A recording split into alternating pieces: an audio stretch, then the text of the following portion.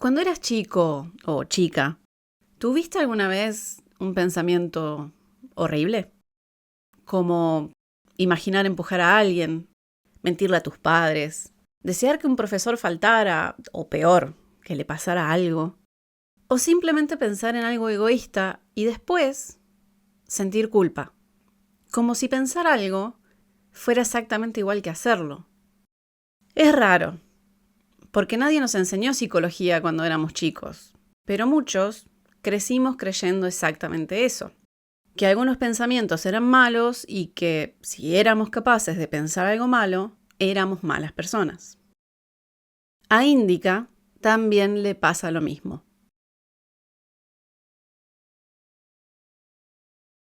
La primera vez que abrí el juego me encontré con esto, una especie de minijuego pixel art. Dije, creo que abrí el juego incorrecto. Así que lo cerré, lo volví a abrir y cuando volví a entrar, otra vez estaba ahí, plataforma de pixel art. Lo jugué sin saber si había instalado el juego correcto o algún virus y esperaba descubrir qué era lo que pasaba. E inmediatamente después, vi que todo ese minijuego era parte de una alucinación de la protagonista. Y ahí dije, ok, este juego parece raro. Y tenía razón. Índica comienza así, con ella perdida en medio de una alucinación y disculpándose ante los presentes. Le puede pasar a cualquiera, ¿no? Perdernos unos segundos en nuestros pensamientos y volver a la realidad de golpe. Pero no, este caso va un paso más allá. Y si bien este juego tiene muchas cosas sobre las que podemos hablar, hay algo que me llamó la atención especialmente. ¿Qué es lo que pasa dentro de la cabeza de Índica? Índica, tal como nos cuenta la historia un misterioso narrador, padece una condición que hace que escuche una voz constantemente, como si fuera otra persona, que le dice cosas sobre lo que pasa o incluso sobre lo que ella piensa. A veces burlonamente, a veces de manera agresiva. Pensé que el hecho de que ella estuviera en un convento no era casualidad, y me hizo dudar. ¿Tendrá esquizofrenia? ¿O estará poseída?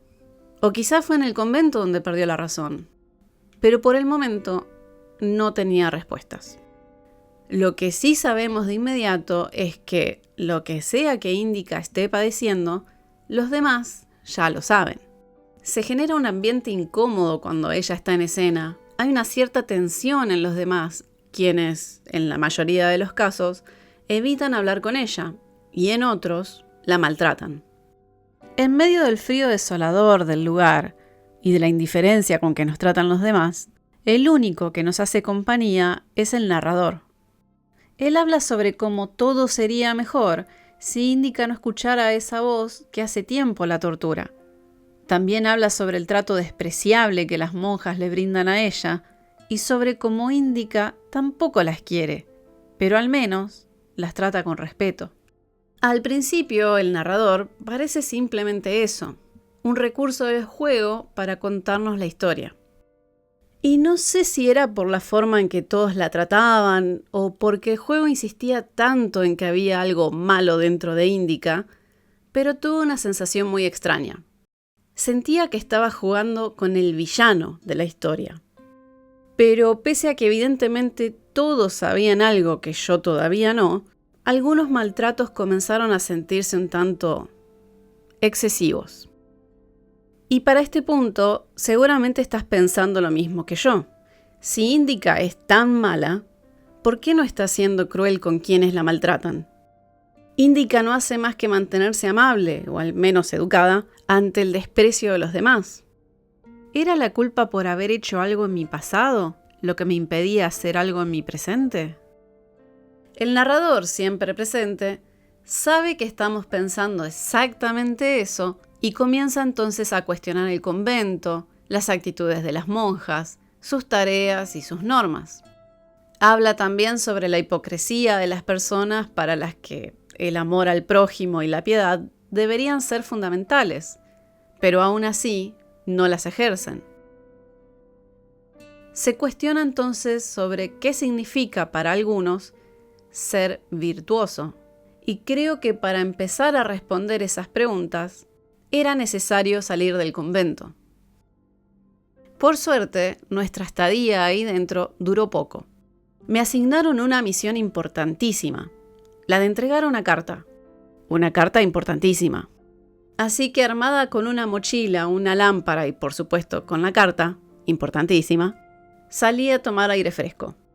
Muy fresco. Apenas salimos del convento, descubrimos que no solo Indica la está pasando mal. El mundo también se está cayendo a pedazos. Estamos en medio de una guerra. Llegando al primer pueblo que encontré, todo en ruinas, quedo atrapada en medio de un tiroteo. Unos soldados querían recapturar a un fugitivo, y yo, por supuesto, quedé en el medio. El preso no tardó nada en tomarme de rehén, y como ninguna de mis opciones era particularmente buena, terminé acompañándolo.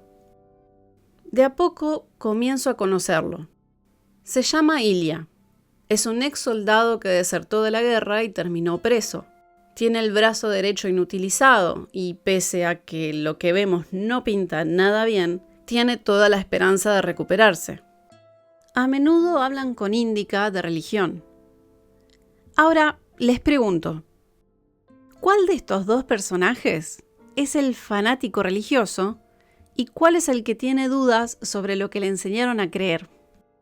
¿El ex convicto entrenado para matar o la monja?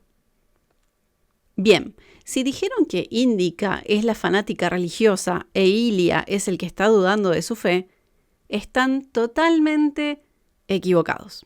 Ilya tiene una fe ciega y cree que todo lo que pasa es por un plan divino y que cada cosa que le sucede es para acercarlo más a Dios. Incluso asegura que habla con él a través de una taza con agua. Indica, en cambio, vive en un convento y asegura que la voz que le habla todo el tiempo la hace pensar cosas que no quiere, cosas que la alejan de sus creencias religiosas. Un preso y una monja. Totalmente opuestos, ¿no? Sin embargo, cuanto más avanzaba el juego, más similares se me hacían. Sentí que ambos estaban presos. Solo que uno trataba de huir de una cárcel física y el otro de una no tangible. Ilya estaba preso físicamente, pero Indica psicológicamente. Pero ahora, lejos del convento y cerca de Ilya, había alguien que todavía estaba presente. Lo que escuchamos en todo momento en el juego, haciendo comentarios sobre lo que hace o pareciera pensar Indica, es la voz del narrador. A veces critica, a veces plantea preguntas sobre por qué ella da por sentado ciertos argumentos o cosas sin siquiera cuestionarse. Y pensamos que es un recurso del juego para acercarnos más a la protagonista y tratar de entenderla mejor.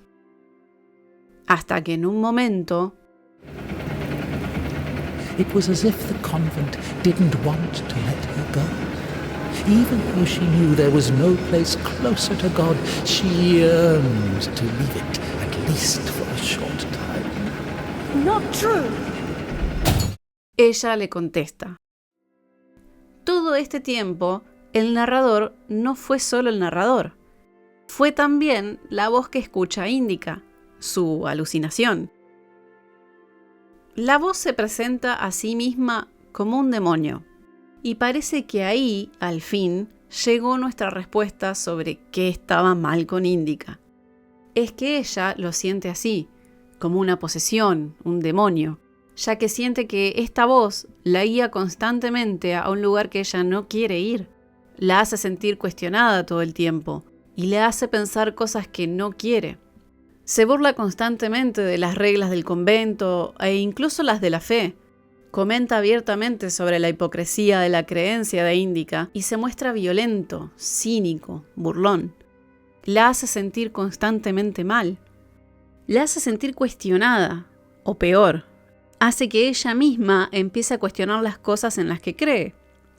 Como por ejemplo, si el convento es un lugar donde se aprende a amar al prójimo y ser piadoso con él, ¿por qué eso nunca había pasado ahí dentro? ¿O por qué, para poder ir al cielo, debe fingir no querer las cosas que desea y fingir no sentir lo que siente. Y en una de las partes hay un diálogo que creo que es mejor mostrarlo antes que contarlo. The letter. I cannot neglect my duty. What if there's something important in it? Open it. See for yourself. No. Reading someone else's letter is a greater sin than not delivering it. Greater? How much greater? Twice as much. I don't know. Interesting. So, not delivering 2 letters is the same as reading 1. What about stealing? Pocketing a ruble, for example. Is that worse? Worse. How much worse? This is nonsense. You can't compare such things. Why not? The priest imposes a different penance for different sins, and since you know for sure which is better or worse, there has to be a way of measuring. Then let us say that stealing is 10 times worse than not delivering a letter. What about murder? Let us put that at 1,000 letters. That would mean that if a postman were to lose a sack full of letters, we'd have a murderer. Ella hace lo mejor que puede para hacerlo callar e ignorarlo. Pero, ¿cómo se calla a un demonio? El recurso que nos da el juego para esto es rezar. Yeah, Daddy's gonna send another postcard for it. Like the one fell among thieves and was wounded, so have I also fallen through my sins, and my soul is wounded. Ahora que sabemos qué es lo que le pasa a Indica, también nos enteramos de que hay algo que puede ayudarla tanto a ella como a Ilia. El Cudets, un elemento religioso ficticio que supuestamente posee poderes milagrosos.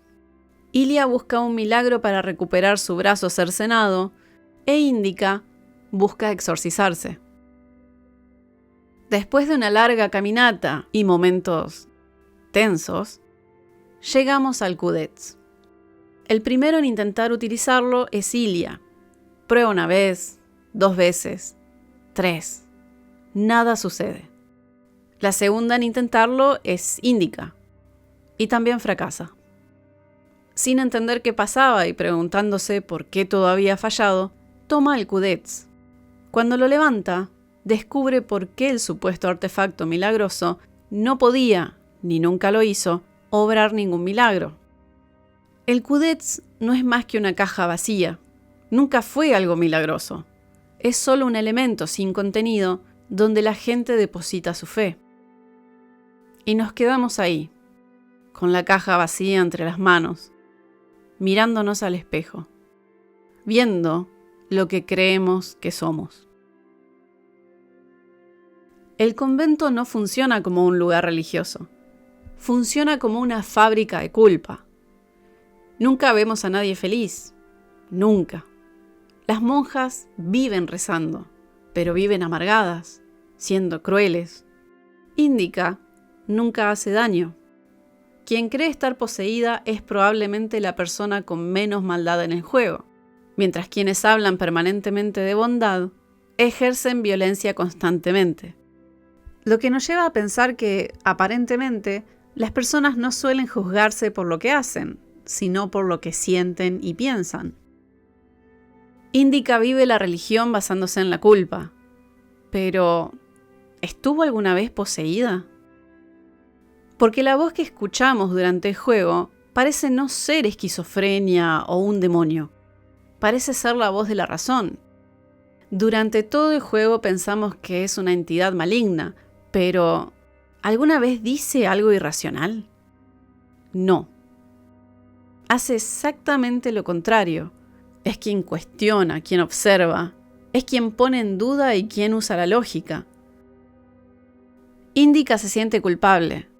Culpable por cosas que pasaron en su pasado, cosas que se fueron de control, culpable por las decisiones que tomó, pero por sobre todo, culpable por las cosas que siente y sintió. Se aferró a esa culpa y aprendió a llamar demonio a sus dudas, a sus razones, a su lógica. Y pese a que quiere callar a la razón, a este demonio, y vivir en la culpa, porque quizás eso le alivie el dolor, La razón es más fuerte y permanece.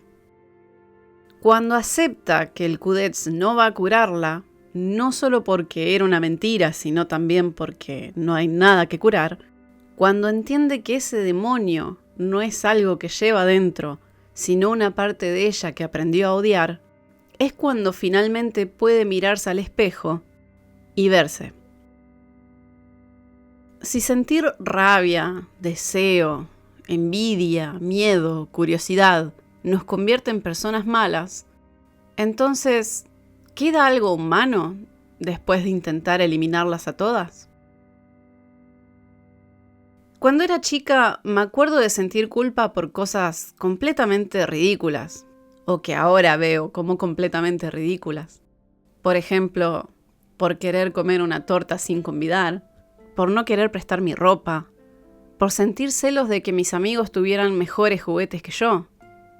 O como cuando mentí por primera vez a mis padres y sentí que me había convertido en una mala persona. Todos tenemos estas voces, y de chicos creemos que si pensamos algo malo, entonces somos malos. Quizá crecer no consiste en dejar de sentir que nuestra humanidad depende de no sentir cosas malas, o de dejar de tener pensamientos oscuros, sino de decidir qué hacemos con ellos.